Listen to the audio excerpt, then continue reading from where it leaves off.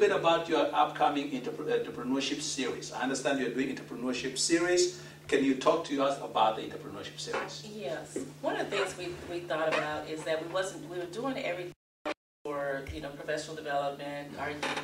We wasn't doing enough for the entrepreneurs. Okay. So what we did is came up with a series we call the Entrepreneurs. We're looking to work with Cozy and some other organizations with this particular series. Mm-hmm. One of the things we're going to do is we're going to launch 3 parts of the series this year in November. It'll be a Saturday workshop. Okay. And then what's going to happen is just going to give you a little feel of what's expected coming down the road. Mm-hmm. And this what's going to happen next year. It's going to be a whole series. Mm-hmm. And like I said, we're going to bring all the partners that's involved with it together. Okay. And our goal is to work with individuals that are not in the 500 and more, Okay. the ones that are starting a small business. Okay, small businesses. And need to help it to grow and missing some pieces of it and need to know where to go. Okay. Hooking them up with Cozy, Okay. so that they can get some of the benefits out of their office space. Because Okay. I think a lot of individuals don't know that a lot of this stuff is out there for them. So we want to educate them in that way. Okay. We want to give them some insights and so they can showcase what it is they do with others. Yes. Because we're going to be developing a new website. Okay. And so entrepreneurs that's part of our chapter, Yes. we'll be highlighting them Okay. on our website, Who as are- well as who- our newsletter. Who are some of the organizations that are working with you on this entrepreneurship series? Well, right now, we've spoken with the President's Council, Okay. because there's a lot of small business in the President's Council, and individuals that have been there Yes. and have done it, they can be speakers into it. I know Anderson Warren is one of them. Andrew Right. Johnson. And Andrew Banks, who was a president of the Cleveland chapter. Okay. That's who we initiated the conversation with. Okay. Cozy, and then there's some other ones that we have not identified. We have identified but not have approached about it. That's what I'm in the process of doing. So that's one of the reasons why that we're not going to launch the whole series this year. 3 stages. We want to make sure to we just give you a little tweak of it. Okay. And then get everything out next year. Excellent. Let's talk a little bit about what do you think about the job market in the Cleveland market? And because I know you meet with a lot of business people, you meet with a lot of your members. What did they feel as far as what is happening in Cleveland in the job market? Well, a lot of downsizing. Mm-hmm. One of the things is because so many companies have downsized, individuals have to be able, if they don't want to stay in the same career, Yes. or if the market is so shrinking in that career, in that particular career, Yes. they have to reinvent Wow. themselves. That's true. So that's another reason for that workshop, Yes. the employment workshop, Yes. was to help them to reinvent that. Wow. And teach them what they need to do in order to go out and get another job in that same market or outside that market.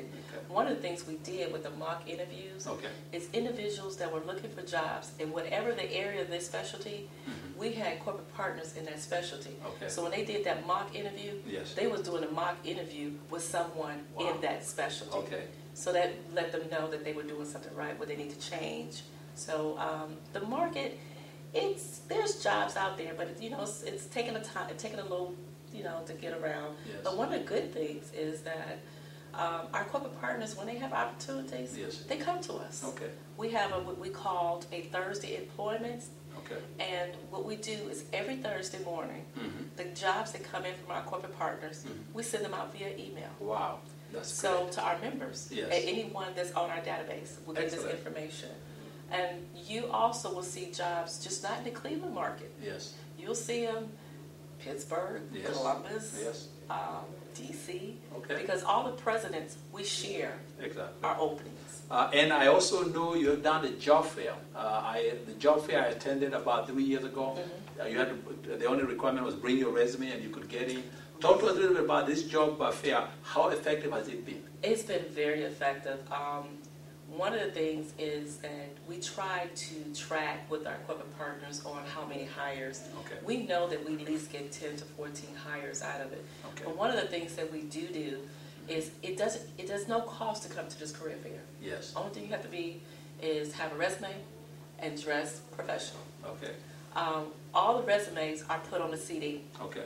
And some of the corporate partners purchase that CD so that when they get to their companies Yes. and when they have openings come, they Yes. can refer back to that CD. Excellent. Well, this is exciting. As you can see, Janet has a lot of insight and a lot of information for those of you out there that may be misplaced or they're looking to advance their career.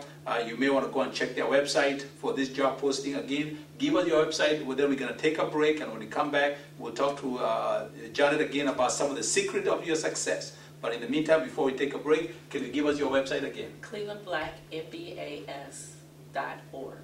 Cleveland Black MBAS.org. Thank you. We'll be right back.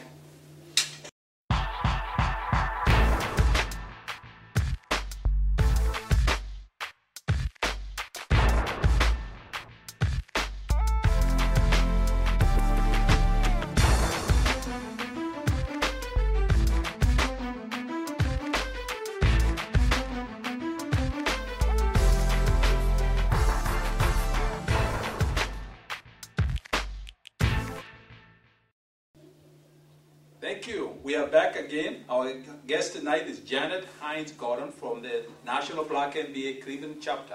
We've been talking about the job market and some valuable information for most of you out there, entrepreneurs and business owners and people looking for a job, even college students. So again, we are back. We're going to be talking to Janet again. I have some questions for Janet. One of the questions for most people is secret for success. Talk to us about what are some of the secrets for success.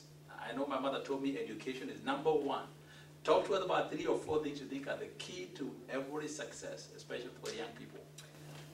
You have to be, the education, like you said, is number one. Yes. Number 2, networking. Networking. Networking is very, very important. Okay. Because you can be somewhere and be talking to somebody and you don't know that that's a HR individual next to you. Mm-hmm. And they might tap you and say, hey, I want to talk to you. I might have an opportunity for you. Okay. So you have to be able to network. And also, another big one that I have is your demeanor. To make sure that when you're out, the way you carry yourself, you never know who's watching. They say, my mother used to say, your attitude affects your altitude. So Correct. your attitude is everything. And then one of the biggest things was social media. Yes. A lot of us have Facebooks. You need to watch what you put on your Facebook. Okay. Because corporations now are going to the Facebook before they do the hire. I didn't know that. And they're looking at your Facebook. All right. And if there's something on your Facebook, that might be between you getting a job and not getting a job. So you have to represent. Excellent. So you have to, and I stress that to young people. You must watch what you put on that Facebook. Exactly. So education is number one, networking, personal development, and watch what you put on social media. Right, and make sure you, like when you went to college and you graduated, keep educating yourself. Okay. Pick up a course Continue here and there. education. Read. If you're in a career of, for example, IT, Yes. things are changing. That's So true. you need to make sure you're up on everything. So when you go out there, you're able to talk the talk. Thank you for that tip. Now, a little bit, one of my hosts asked me to ask you about what you're doing for a non-profit organization. Is there anything special, some of the initiatives you have for non-profit organizations? Yes. As a matter of fact, we're working on a grant for next year to launch another series for nonprofits. Okay. Part of that series, one of the things I wanted in the series is to help a nonprofit with, if you don't have your 501c3, how to fill out that 501c3. Okay. We also have a part in there about grants. Yeah, okay. We have a grant writer.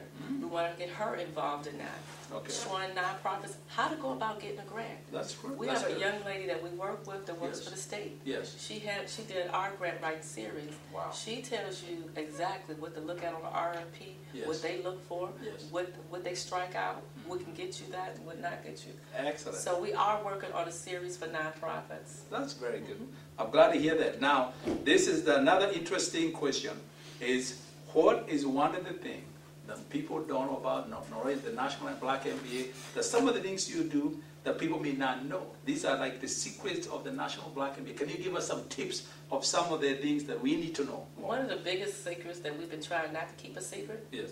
that you don't have to be a business MBA to be a part of the National I thought Black you have to be MBAs. an